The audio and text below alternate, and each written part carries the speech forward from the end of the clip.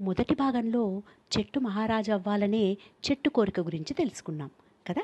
ఇప్పుడు ఆ చెట్టు మహారాజు ఎలా అయిందో తెలుసుకుందామా? అయితే పదండి కథలోకి. ఎప్పుడైతే చెట్టు పడిపోయిందో అదే సమయంలో అక్కడ అయోధ్యలో శ్రీరామచంద్రమూర్తి పితృవాక్య పరిపాలనకై వనవాసానికి బయలుదేరాడు.